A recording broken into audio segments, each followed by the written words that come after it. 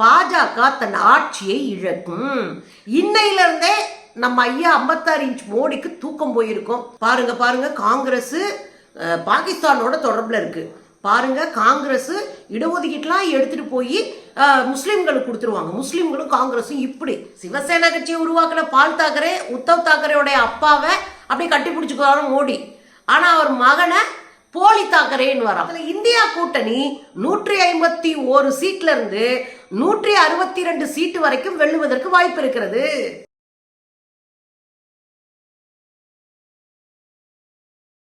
வணக்கம் தோழர்களே. தேர்தல் அப்படின்னாலே நமக்கு பளிச்சுன்னு ஞாபகம் வர ஒரே கட்சி RSS பிஜேபி சங்க பரிவார் கும்பல். தேர்தலுக்காகவே ஒரு கட்சி இயங்குது அப்படின்னா அதுவும் இந்த காவி கட்சி தான்.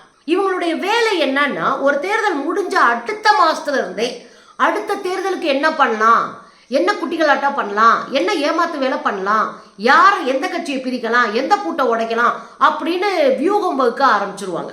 அப்ப இந்த கட்சியோடைய முழுநேர வேலையே தேர்தலை சந்திப்பது, அதற்காக வியூகம் வகுப்பது, அதற்காக உள்ளடி வேலைகளை தேர்வு செய்வது, அப்படிதான் இருக்கும். இப்போ மகாராஷ்டிரா தேர்தல் நடக்க போகுது. 20ஆம் தேதி மகாராஷ்டிரா தேர்தல் நடக்க போகுது. மிகப்பெரிய அளவுல கனவுல இருக்கிறாங்க இந்த கும்பல். ஆட்சியை தக்க வச்சுக்கணுன்றதுக்காக கடுமையான முயற்சியில அமித்ஷா அங்கதான் டேரா போட்டிருக்காரு, மோடி அங்கதான் படுத்து கிடக்குறாரு, அம்புட்டு மந்திரி கும்பலும் அங்கதான் கிடக்கு. சரி கடங்க, அதுல ஒன்றும் நமக்கு பிரச்சனை இல்லை. ஆனா இன்றைக்கு ஒரு கருத்து கணிப்பு வழியா இருக்குங்க. அந்த கருத்து கணிப்பு சொன்னா மிகச்சரியாக இருக்கும்.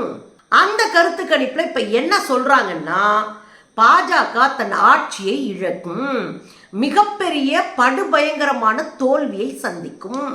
அதே சமயத்துல இந்தியா கூட்டணி அடிச்சாடும். அவங்க நினைச்சு பார்க்காத ஒரு தூரத்துல போய் இந்தியா கூட்டணி நிப்பாங்க, மிகப்பெரிய வெற்றியை அடைவார்கள் அப்படின்னு அந்த கருத்து கணிப்பு சொல்லியிருக்கு. இன்னையில இருந்தே நம்ம ஐயா 56 இன்ச் மோடிக்கு தூக்கம் போயிருக்கோம். அமித்ஷாவுக்கு வைத்த கலக்கியிருக்கோம். இந்த காவி கும்பல்லாம் கதற ஆரம்பிச்சிட்டாங்க. ஆக நம்ம கரெக்டா போயிட்டு இருக்கோம் அப்படின்னு அர்த்தங்க. இதுல என்ன நடக்குது அப்படின்னா, உங்களுக்கு தெரியும் மகாராஷ்டிரால எவ்வளவு அயோக்கியத்தனமான பூட்டை உடைக்கிற பின்னாடி வேலை செய்யற வேலைகள் எல்லாம் பிஜேபி பார்த்துச்சுன்னு உங்களுக்கு தெரியும். போன மகாராஷ்டிரா சட்டமன்ற தேர்தல்ல வெறும் 105 இடம் தாங்க ஜெயிச்சிருக்கு பிஜேபி. ஆனா பக்கத்துல இருக்கிற கட்சிகள்லாம் உடைச்சு கூட்டணி சேர்த்துக்கிட்டு ஆட்சியை அமைச்சிட்டாங்க. அந்த ஆட்சியை விட்டு கொடுக்காம பல கட்சிகளை உடைச்சு ஆள் சேர்த்தாங்க. அதுல சிவசேனா கட்சியை உடைச்சு அதுல உத்தவ் தாக்கரே தெருவில் விட்டுட்டு இவரை பிடிச்சிட்டு வந்து யாரு ஏக்நாத் ஷிண்டே என்கிற துரோகியை பிடிச்சிட்டு வந்து கூட்டணியில சேர்த்துக்கிட்டாரு.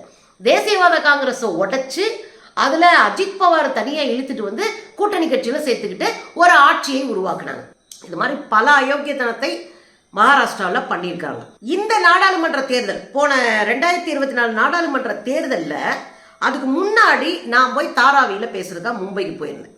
அங்கே நிறைய இளைஞர்களையும் பெண்களையும் சந்திக்க நேர்ந்தது.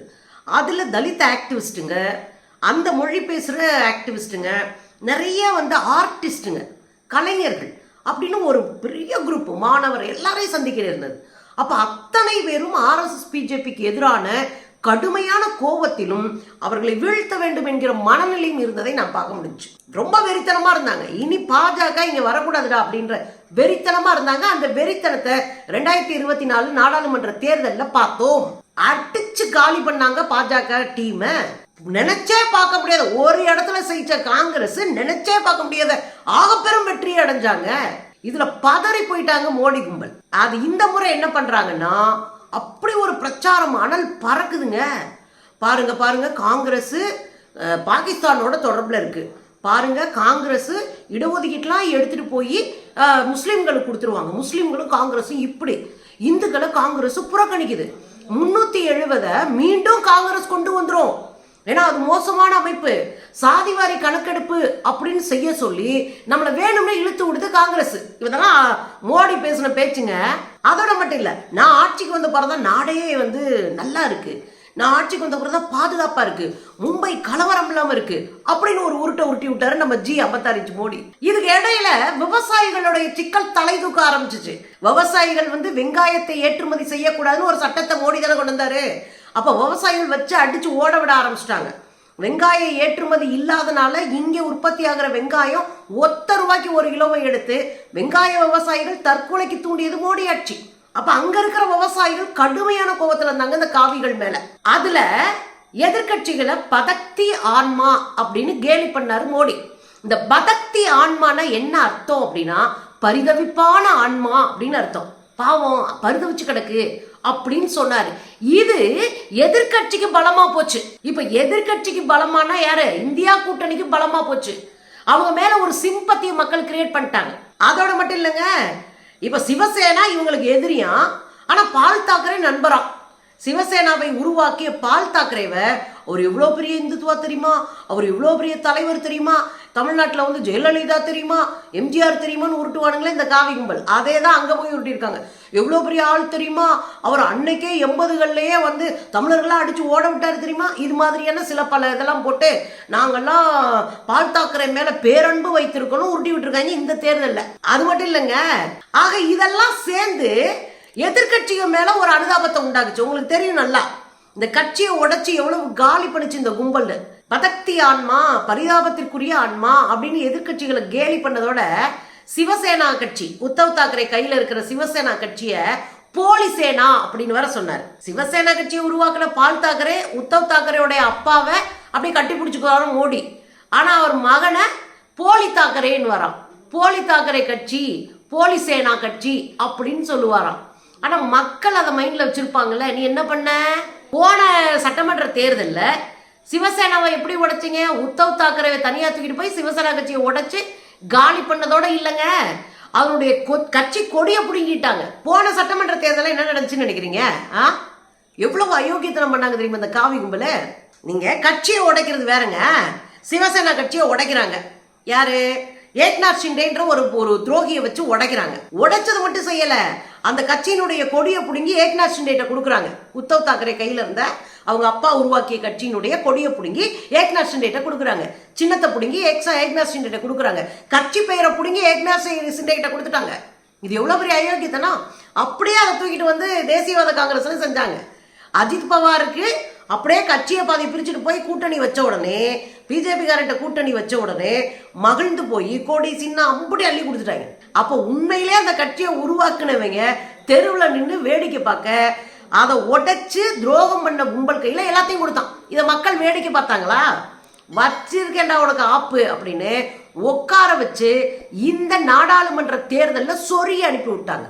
அதுதான் இப்பயும் நடக்க போகுது. இதுல இன்னொரு கூத்து என்ன தெரியுங்களா?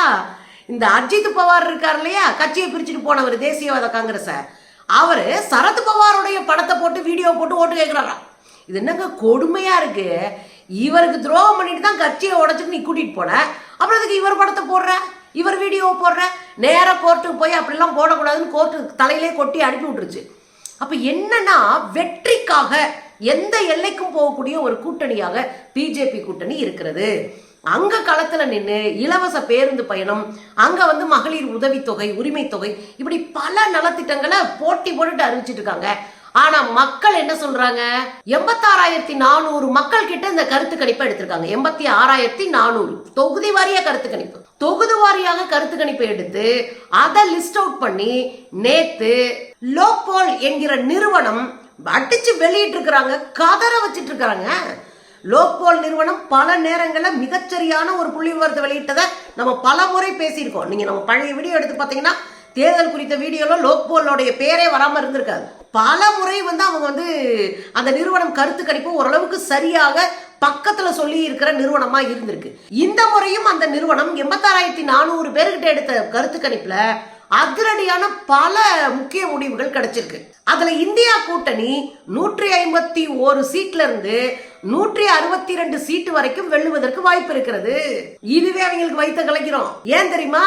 145 இடம் இருந்தாலே அறுதி பெரும்பான்மை. இங்க காங்கிரஸ் கூட்டணி 165 இடம், 62 இடத்துக்கு மேல ஜெயிக்கிறாங்க.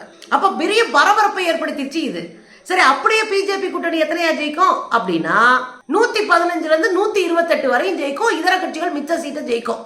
ஏற்கனவே 2 இடத்துல போட்டி போடாம பிஜேபி பின்னடைவா இருக்கு. 2 இடத்த மட்டும் விட்டு வச்சிருக்காங்க இந்த கூட்டணியில. என்னன்னு தெரியல, 2 இடத்த விட்டு வச்சுட்டு மற்ற இடங்கள்லாம் போட்டி போட்டு தெரியுதுங்க.